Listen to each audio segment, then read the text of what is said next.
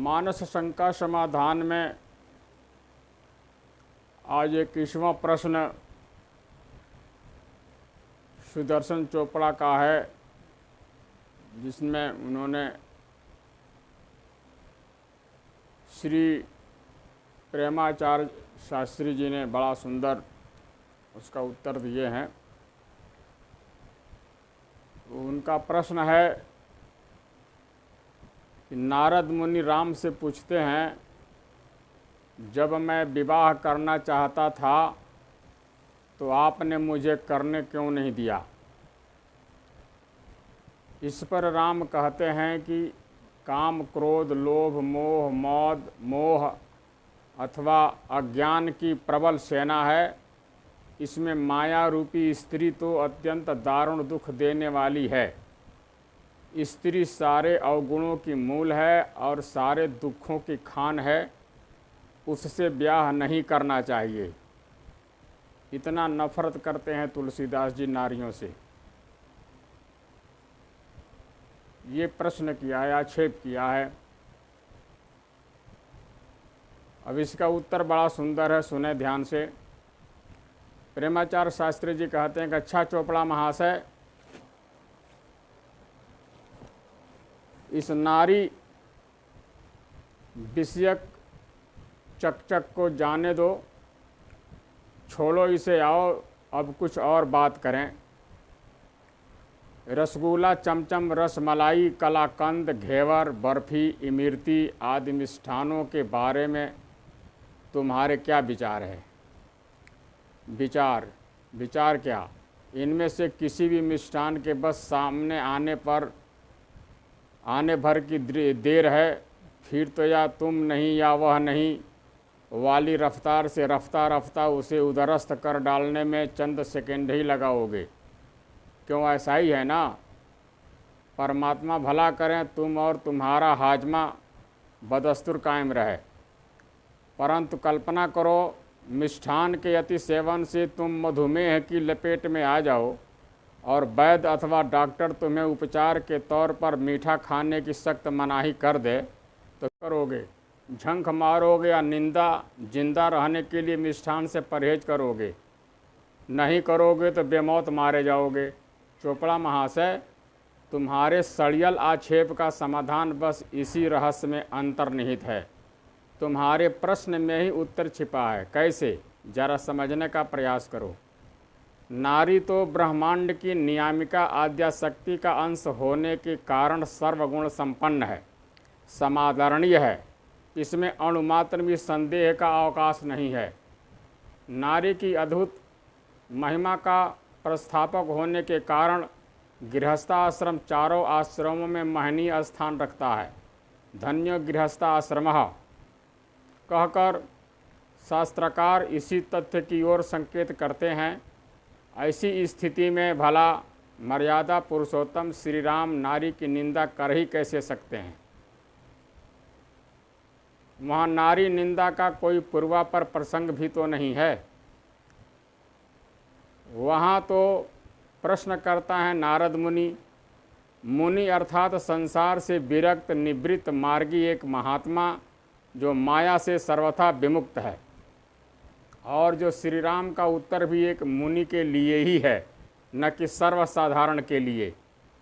इसे स्त्री के संबंध में उनकी स्वतंत्र सम्मति मान लेना भारी भूल ही है। दोहे में आया हुआ मुनि शब्द यहाँ अर्थ का नियामक है। वहाँ नारी निंदा का कोई पूर्वापर प्रसंग भी तो नहीं है। वहाँ तो प्रश्न करता है नारद मुनि, और मुनि अर्थात संसार से विरक्त निवृत्ति मार्गी एक महात्मा जो माया से सर्वथा विमुक्त हैं। और श्री राम का उत्तर भी एक मुनि के लिए ही है, न कि सर्वसाधारण के लिए। इसे स्त्री के संबंध में उनकी स्वतंत्र सम्मति मान लेना भारी भूल ही है। दोहे में आया हुआ मुनि शब्द यहाँ का अर्थ का नियामक है।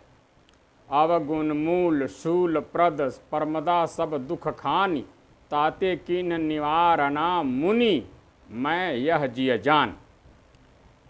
यदि स्त्री सभी के लिए अवगुण मूल होती तो कौन गृहस्थ आश्रम में प्रवेश करता और क्यों करता? परिवार का विस्तार कैसे संभव होता? सृष्टि चक्र ही अवरुद्ध हो जाता तो स्त्री के जीवन की सार्थकता ही कैसे हो पाती। इसीलिए चोपड़ा महाशय, रसगुल्ला, चमचम आदि मिष्ठान जैसे मधुमेह के रोगी के लिए ही हानिकारक है, सबके लिए नहीं। वैसे ही स्त्री भी निवृत्ति मार्गी मुनि के लिए ही अवगुणमूल शूलप्रद है, सभी के लिए कदापि नहीं। प्रवृत्ति मार्गानुयायी गृहस्थाश्रमियों के लिए तो स्त्री परम उपयोगी एवं अनिवार्य तत्व के रूप में प्रख्यात है। पदार्थ की उपयोगिता किंवा अनुपयोगिता देश काल पात्र पर बहुत कुछ निर्भर हुआ करती है। वास्तव में किसी वस्तु का कुवस्तु या सुवस्तु होना कुजोग अथवा सुजोग पर आधारित है, जिसे सुलक्षण लोग ही जान पाते हैं। ऐसा गोस्वामी तुलसीदास जी का भी अति अभिमत है। ग्रह भेषज जल पवन पट, पाई कुजोग सुजोग, होहि कुवस्तु सुवस्तु जग, लखहि सुलक्षण लोग। काश महाशय चोपड़ा सरिता संपादक जैसे कुलक्षण लोगों की कुसंगति में पड़कर अपनी सुलक्षणा न गंवाते तो इस शास्त्रीय मर्म को सूत्रा समझ सकते थे। नारी विषयक हमारे उपयुक्त तर्क संगत एवं प्रमाण परिसुष्ट विलक्षणों से यद्यपि यह भली भांति समझा जा सकता है कि गोस्वामी श्री तुलसीदास जी नारियों के निंदक अथवा उनके प्रति स्वाभाविक विद्वेष के कारण कोप दृष्टि रखने वाले महानुभाव नहीं थे। महाशय लोगों ने मानस में जो प्रमाण संकलित किए हैं वे सब विभिन्न कारणों से विभिन्न परिस्थितियों में विभिन्न पात्रों के द्वारा दिए गए वक्तव्य मात्र है। वे तुलसीदास जी के अपने मंतव्य नहीं हैं। फिर भी दुराग्रह के वशीभूत होकर यदि कोई दुरालोचक यह हठ ठान लेता है कि नहीं ये सब गोस्वामी तुलसीदास के ही अपने अभिमत है, तो उन्होंने पृथक पृथक पात्रों के मुख से कहलवाए हैं, क्योंकि वह आवश्यक नहीं है कि कोई रचनाकार अपने विचार स्वतंत्र रूप से अपनी रचना में प्रकट करे ही। वह उन्हें प्रकट करने के लिए पात्रों को भी कभी कभी माध्यम बना लिया करता है, और तुलसी ने भी यही पद्धति अपनाई है। तो इस कुतर्क से भी हमारे पक्ष की कोई हानि नहीं है, क्योंकि मानस में अनेक पात्र नारी की महिमा का गायन करने वाले भी हैं, और पात्र भी कोई ऐरे गैरे अविश्वस्त व्यक्ति नहीं, अपितु नितांत श्रद्धेय वंदनीय एवं गुणागार महानुभाव तथा महादेवियों के हैं, जिनके कथन पर संदेह का प्रश्न ही उपस्थित नहीं हो सकता। सर्वप्रथम महादेवी जानकी के मुखार बिंद से नारी की महिमा का प्रख्यापन सुनो। जय जय गिरिवर राज किशोरी, जय महेश मुख चंद चकोरी, नहीं तव आदि मध्य अवसाना, अमित प्रभाव वेद नहीं जाना। भव भव विभव परा भवकारिणी, विश्व विमोहनी स्वबस बिहारिणी। पति देवता श्रुति यमः, मातु प्रथम तव रेखा। महिमा अमित न सकहि कही, सहस शारदा शेष। सेवत तो ही सुलभ फलचारी, वरदायनी पुरारी पियारी। देवी पूजी पद कमल तुम्हारे, सुर नर मुनि सब हो ही सुखारे। अब भगवान शिव के मुख से नारी की प्रशंसा सुनो। धन्य धन्य गिरिराज कुमारी, तुम समान नहीं को उपकारी। राम कृपा ते पार्वती, सपनेहु तव मन माही। शोक मोह संदेह भ्रम, मम विचार कछु नाही। राम कथा के आदि गायक महर्षि वाल्मीकि जी जानकी जी को अनंत ब्रह्मांड की सृष्टि, संरक्षण और संहार करने वाली आद्याशक्ति के रूप में निरूपित करते हैं। श्रुति से तु पालक राम तुम, जगदीश माया जानकी। जो सृजति पालति हरति, जग रुख पाई कृपा निधान की। और स्वयं गोस्वामी तुलसीदास द्वारा की गई वंदना के ये शब्द कितने मार्मिक और कितने हृदय स्पर्शी हैं। जनक सुता जग जननी जानकी अतिशय प्रिय करुणा निधान की, ताके जुग पद कमल मनाम, जासु कृपा निर्मल मति पाँव। यहाँ पर देखिए प्रशंसा ही प्रशंसा मानस में भरा पड़ा है। आइए 22वां आक्षेप प्रश्न फिर उन्होंने किया है सुदर्शन चोपड़ा ने। उन्होंने प्रश्न किया कि नारी के लिए तुलसी ने यह आदेश दिया है कि वह शरीर, मन और वचन से पति के चरणों में ही पड़ी रहे। एक ही धर्म एक व्रत नेमा, काय वचन मन पतिपद प्रेमा। धर्म और नैतिकता के निर्वाह के लिए जो स्त्री पतिव्रता बनी रहती है, तुलसी की दृष्टि में वह भी अधम है। बिनु अवसर भयते रह जोई, जाने सुअधम नारी जग सोई। अब उत्तर सुनो श्री प्रेमाचार्य शास्त्री जी का। भारतीय नारियों के आत्म गौरव एवं स्वाभिमान का परिचायक है पातिव्रत्य धर्म। इसी महनीय गुण के कारण भारतीय नारियां विश्व में समादर की दृष्टि से देखी जाती हैं। उस विश्व वंद्य पातिव्रत्य धर्म पर छींटाकशी करने वाला कोई वेश्याओं का दलाल ही हो सकता है, अथवा पश्चात सभ्यता की चकाचौंध में दिवांध बना हुआ कोई विकृत मस्तिष्क व्यक्ति जो नारी स्वातंत्र्य के नाम पर भारतीय पतिपरायणा देवियों को भी भौतिकवाद के भयानक धूमावर्त में ढकेलने की दुर्विसंधि में फंसा हुआ होगा, वही ऐसा जघन्य चिंतन कर सकता है। पति और पत्नी एक दूसरे के पूरक होते हैं। दोनों का परस्पर अनन्य आश्रय संबंध हुआ करता है। गोस्वामी तुलसीदास ने अनेक प्रतीकों के माध्यम से इस तथ्य की व्याख्या की है। चोपड़ा महाशय ने कभी दुराग्रह भावना का परित्याग करके उन सटीक प्रतीकों के द्वारा दिए गए संदेह पर ध्यान दिया होता तो पतिव्रता धर्म पर कभी भी ऐसी घटिया टिप्पणी नहीं करते। श्री सीता राम जी को वाणी और अर्थ की भांति परस्पर अभिन्न बताने वाले गोस्वामी तुलसीदास उन्हें सूर्य और उनकी प्रभा अथवा चंद्रमा एवं उनकी चांदनी के समान परस्पर संबंध बताकर अपनी बात को पुष्ट करते हैं। गिरा अर्थ जल बीचिसम, कहियत भिन्न न भिन्न, प्रभा जाई कहाँ भानु बिहाई, कहाँ चंद्रिका चंद्र तज जाई। और फिर जब स्त्री स्वयमेव अपने मुख से वह कह रही हो कि मेरे जीवन की सार्थकता तो अपने पति की चरण सेवा में ही है, फिर चोपड़ा सरीखे क्षुद्र जंतुओं की नुक्ताचीनी का अर्थ ही क्या रह जाता है। इस संदर्भ में जानकी जी का निम्न उक्त मननीय है।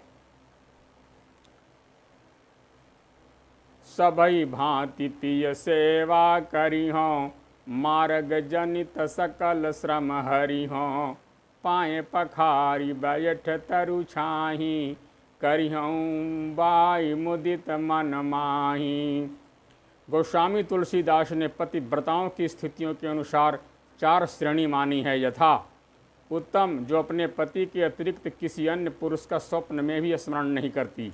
उत्तम के यश बस मन माही, असपनहु आन पुरुष जग नाही। और मध्यम, जो पर पुरुषों को अपने भाई, पिता अथवा पुत्र की दृष्टि से ही देखती हो।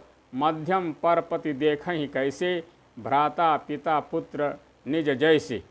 और निकृष्ट, जो धर्म और कुल का विचार करके उनके भय से पतिव्रता रहती हो। धर्म विचार समुझ कुल रहहीं, सो निकृष्ट त्रिय श्रुति यस कहीं। अधम, जो अवसर न मिल पाने से अथवा बदनामी के डर से पतिव्रता बनी रहती है। बिनु अवसर भयते रह जोई, जानेहु अधम नारी जग सोई। इस विवेचन में पतिव्रता की महिमा का द्योतन है।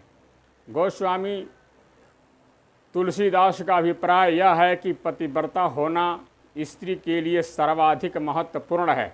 उसमें किसी प्रकार का श्रेणी विभाजन अथवा उन्हें उत्तम मध्यम आदि कहना तो उनका सरासर अपमान ही है।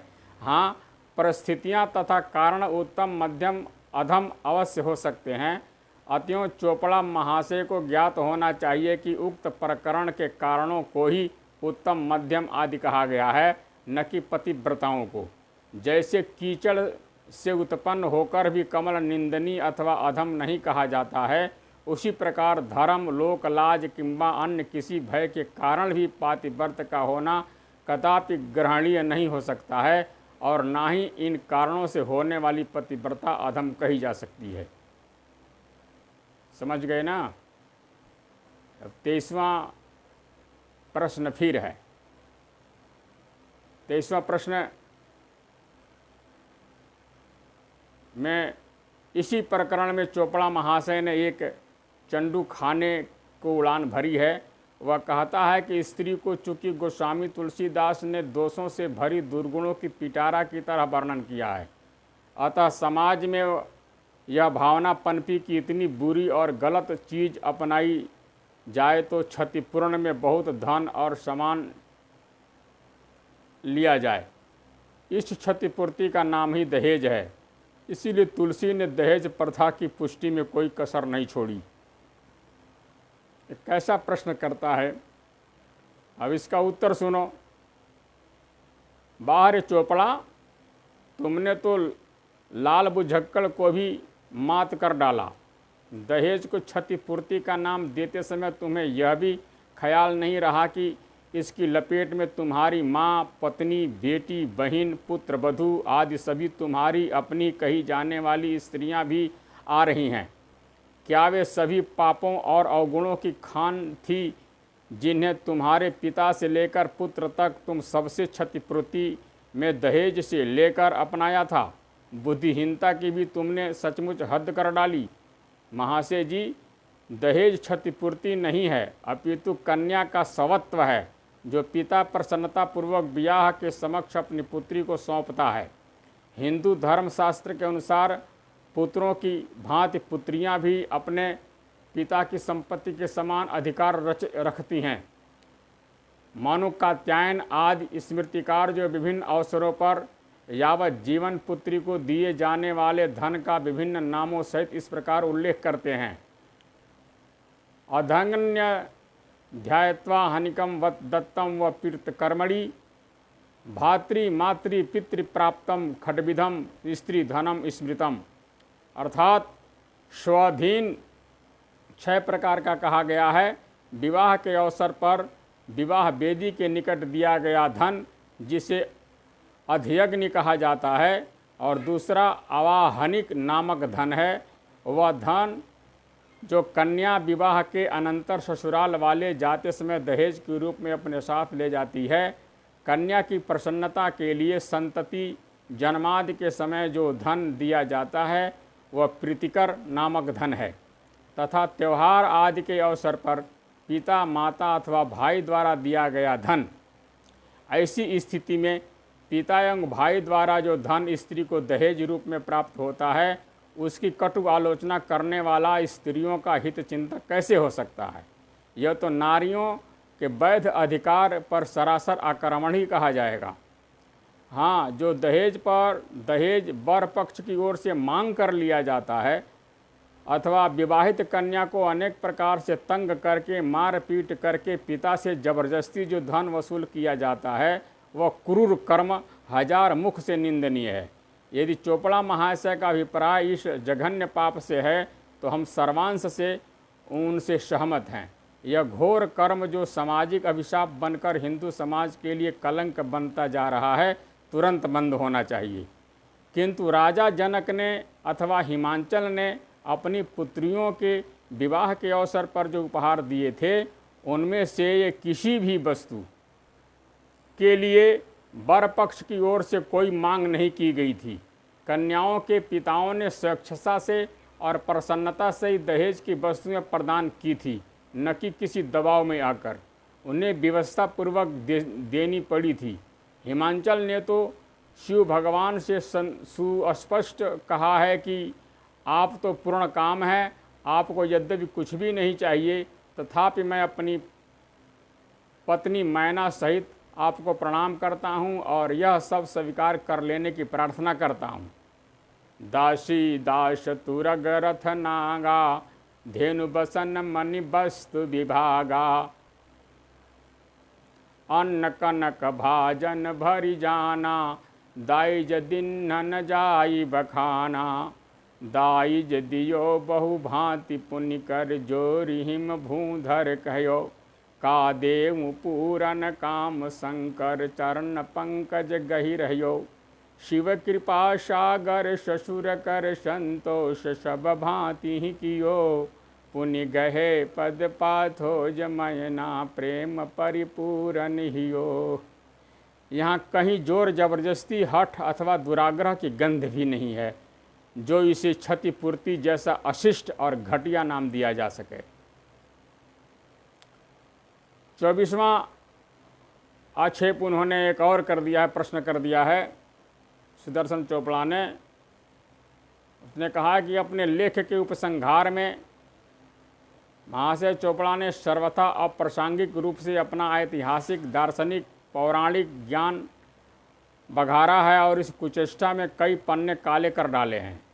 वह शायद इसी दुराशा में कि लेख का मेहनताना चूँकि पन्नों की गिनती करने के बाद ही दिया जाएगा, सो चंद रुपए अधिक मिल सकेंगे, परंतु लोभ के वशीभूत होकर किया गया यह कुप्रयास चोपड़ा महाशय के अधकचरे स्वाध्याय की ही पोल खोल देगा, इसका उन्हें ज्ञान भी नहीं रहा। यह एक सर्वथा प्रमाणित तथ्य है कि पश्चात विचारकों ने जो भारतीय संस्कृति की वैज्ञानिकता, प्राचीनता और उसकी सर्वातिशायिता से क्षुब्ध थे, असहिष्णुता से, ईर्षा से जल भूनकर ऐसे निष्कर्ष स्थापित करने का प्रयास किया था जिनके आधार पर भारतीय संस्कृति के गौरव को कम करके आंका जा सके। उन्हीं दिग्भ्रांत अथ ओछे पश्चिमी विचारकों की जो जूठन में महाशय चोपड़ा ने अपने स्कूली अध्ययन के दौरान चाटी होगी, उसे ज्यों की त्यों अपने लेख में उगल दिया है। उन्हें ज्ञात नहीं है कि ये सब मान्यताएं अब उनके विरुद्ध पुष्ट प्रमाण मिल जाने में कभी भी निरस्त की जा चुकी है। हम अपने विचारवान पाठकों के मनोविनोद के लिए चोपड़ा महाशय के पिछले स्वाध्याय को उजागर करने वाले एकाध उदाहरण नीचे प्रस्तुत कर रहे हैं। पहला, आर्यों को भारत में आए 3000 बरस से कुछ ही ऊपर का समय बीता है। दूसरा, ऋग्वेद ईसा पूर्व 1200 में रचा गया माना जाता है। और तीसरा, भारत के मूल निवासी जिनमें द्रविड़ मुख्य थे, आर्यों की अपेक्षा अधिक सभ्य, सुशिक्षित और उन्नत थे। चौथा, त्याग और ब्रह्मचर्य आदि चीज़ों से आर्यों का संबंध नहीं था। पांचवा, विष्णु वैदिक देवता था, शिव द्रविड़ देवता था। छठवां, रामानंद और उनके शिष्य रामानुज की शिष्य परंपरा में दर्जनों कवि, प्रचारक, ब्राह्मण, पुरोहित बात पर कुठाराघात करने लगे थे। सातवां, अकबर का शासनकाल सामान्य जनता के लिए अधिक सुखकर सिद्ध हो चुका था। आठवां, 16वीं शताब्दी में वह फिर से अनिवार्य लगा कि जनता को गुमराह किया जाए, धर्म की ध्वजा फहराई जाए, इसीलिए रामचरितमानस की आड़ में 400 वर्ष पूर्व षड्यंत्र रचा गया, जिसके कुपरिणाम हम आज तक भुगत रहे हैं। अब उत्तर सुन लो। उपर्युक्त उल जलूल अंटसंठ मंतव्य का यद्यपि गोस्वामी तुलसीदास अथवा रामचरितमानस के साथ दूरपार का भी संबंध नहीं है, यह शुद्ध रूप से विषयांतर है, तथापि अनुसंधान करता विद्वान उस दकियानुसी धारणाओं को निस्सार सिद्ध करके कहा कि मैं कहाँ पहुँच गए हैं। इसका सार रूप से दिग्दर्शन कराना हम इसीलिए आवश्यक समझते हैं कि महाशय चोपड़ा को अपनी धारणाओं के अकाट्य होने का दंभ बना न रहे, पाठक यथावत रसास्वादन करे। पहला, आर्य कहीं बाहर से आकर भारत में नहीं बसे, अपितु भारतवर्ष में ही कुरुक्षेत्र के अंतर्गत सप्त सिंधु प्रदेश ही उनका मूल निवास था। भारतीय विचारकों में श्री लोकमान्य तिलक ने भी यह स्वीकार किया है कि आर्य हप्त हिंदू में निवास किया करते थे। सप्त सिंधु का अपभ्रष्ट रूप हप्त सिंधु है, यह असंदिग्ध है। ऋग्वेद का वह नदी सूक्त 10:75 का सप्त सिंधु की गुत्थी को सुलझाने में पर्याप्त सहायक सिद्ध होता है। इस सूक्त के पहले ही मंत्र में वर्णन किया गया है कि सिंधु नदी अपने चतुर्दिक बहने वाली छोटी बड़ी सात नदियों के 3 तरीकों के सम्मेलन में ओजस्विनी होकर बहती है। नदी सूक्त के प्रथम मंत्र का उत्तरार्ध इस प्रकार है। प्रसप्त सप्त त्रेधा ही चक्रमुः प्रसित्वरीणा मति सप्तरोजसा। मतितार्थ यह है कि 21 नदियों के मध्य की भूमि में ही आर्यों का निवास स्थान था। शुक्ल यजुर्वेद के संगमेव नदीनाम धिया विप्रो जायत इस मंत्र के भाष्य में श्री महिधर स्वामी सप्त नदी संगम और देव यजन भूमि कुरुक्षेत्र में आर्यों की सृष्टि स्वीकार करते हैं, जिसकी पुष्टि आचार्य गौडवाद भी करते हैं।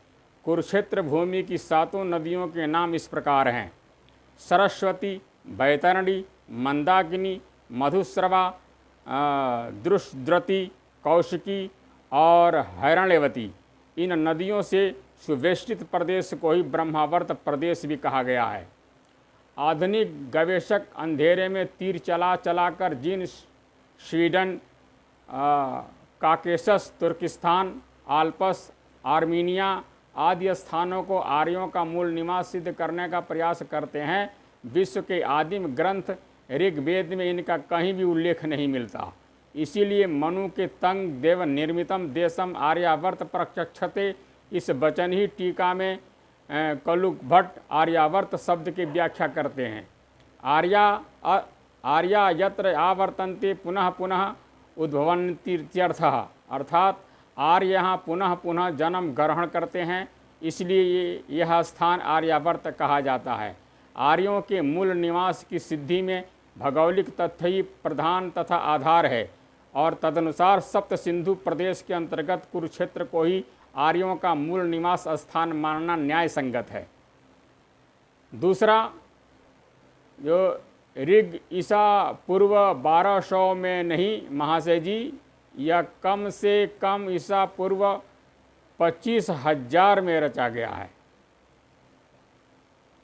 इस मंतव्य की स्थापना श्री तिलक ने अपने विश्वविख्यात ग्रंथ ओरायन में ज्योतिष एवं भूगोल संबंध तथ्यों के आधार पर सोपतिक रूप से की है।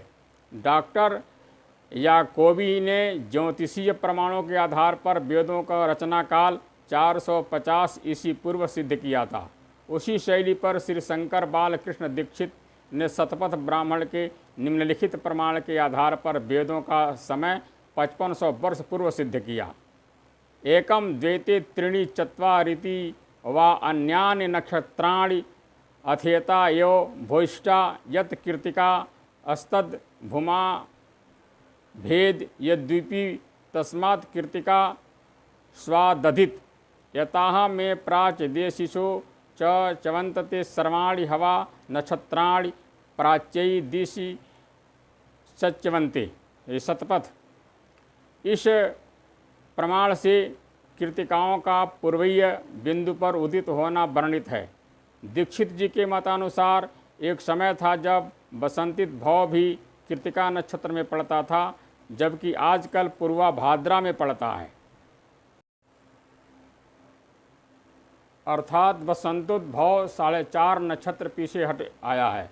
सूर्य के संक्रमण वृत्त के अनुसार बसंतोद्भव को एक नक्षत्र पीछे हटने में 972 वर्षों का सुदीर्घ काल लगता है। तदनुसार बसंतोद्भव को 4.5 नक्षत्र पीछे हटने में 4000 से भी अधिक समय लगना चाहिए। तैत्तिरीय संहिता में नक्षत्रादि विषयक जो अन्य प्रमाण मिलते हैं वो शतपथ से भी प्राचीन हैं और ऋग्वेद तो इससे भी प्राचीन है। अतः संक्षिप्त में दीक्षित जी के मत से वेदों का निर्माण आय से 5500 वर्ष ईसा पूर्व ठहरता है। परंतु श्री बाल गंगाधर तिलक जी ने ऋग्वेदीय प्रमाण के आधार पर ही वेदों का समय ईसा पूर्व 22,000 से 25,000 वर्ष तक प्रमाणित किया है। तिलक महोदय वैदिक संवत्सर का प्रारंभ बसंतोद्भव से मानते हैं और ऐसा संवत्सरस्य प्रतिमा रात्रि यत फाल्गुनी पौर्णमासी शतपथ का 6, 2, 2 और 18। इस शतपथ के प्रमाणानुसार फाल्गुन पूर्णिमा को बसंतोद्भव आज से अयून 25,000 वर्ष पूर्व की ही स्थिति हो सकती है, परंतु नवीन गवेषकों ने तो ऋग्वेद के स्वायुध स्ववशम सुनीत चतुरस समृद्धम धरुणम रथण्याम इस अंत साक्ष्य के आधार पर वेदों का काल और भी प्राचीन सिद्ध किया है। उक्त मंत्र में सप्त सिंधु प्रदेश जो आर्यों का मूल निवास था में चारों ओर 4 समुद्रों के होने का वर्णन किया गया है। इन चारों समुद्रों में दक्षिण वाला समुद्र उसी स्थान पर था जहां वर्तमान समय में आजकल राजपुताने की असीम बालुका राशि विद्यमान है। किसी भूगर्भ संबंधी भयानक विस्फोट के फलस्वरूप विशाल धाराखंड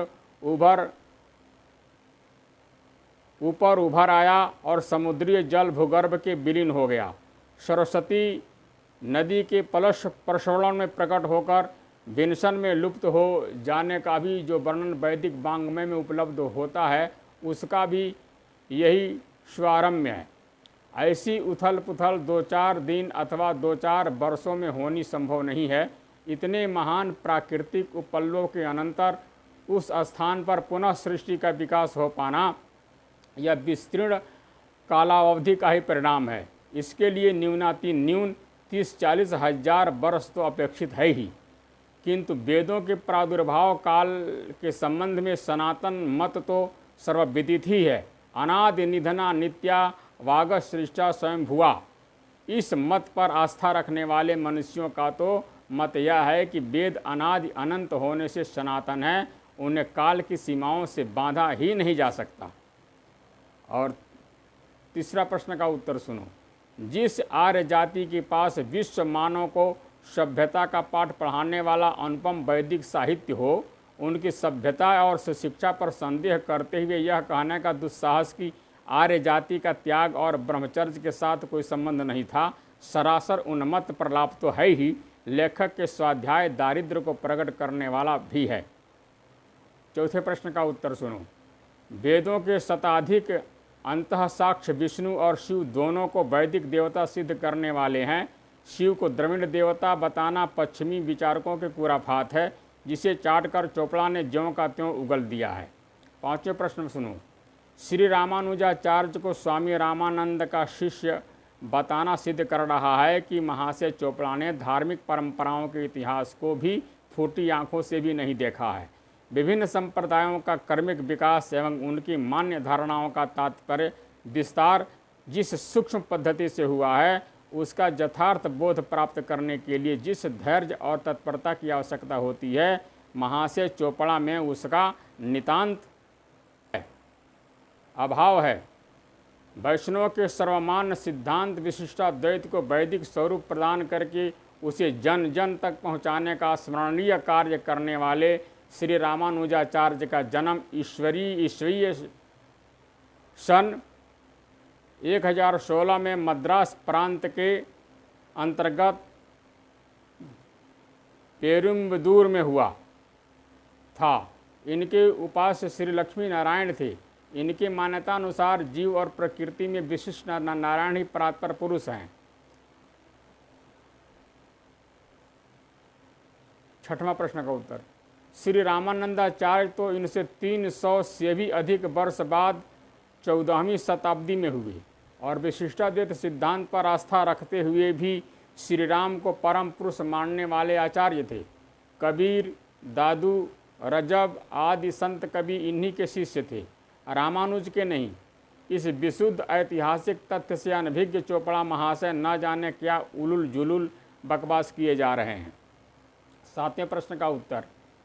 महाशय चोपड़ा अकबर के शासनकाल की बड़ी प्रशंसा कर रहे हैं, उसकी तारीफों के पुल बांधते हुए नहीं अघा रहे हैं, परंतु सरिता के इस कृतदास को यह भी ज्ञात नहीं है कि हिंदू संस्कृति के समूलन के दुष्चक्र सर्वाधिक रूप में अकबर के ही शासन काल में रचे गए थे। हिंदू जाति को वर्ण संकरता के गर्त में ढकेलने के लिए जिसने मीना बाजार लगाने जैसे नितांत लज्जाजनक आयोजन किए हों, जिसके शासन काल में हिंदू महिलाओं को आत्मसम्मान सुरक्षित न बचा हो और जो दीने इलाही नामक अपने काल्पनिक पंथ की आड़ में हिंदू धर्म के ही रूप परिवर्तन का घृणित खेल खेल रहा हो, उसके शासनकाल को जनता के लिए अत्यंत सुखकर बताना किसी वर्णशंकर का ही कार्य हो सकता है। कोई हिंदुत्व का पक्षधर आत्मगौरवशाली व्यक्ति तो ऐसा सोच ही नहीं सकता। 8वें प्रश्न का उत्तर सुनो।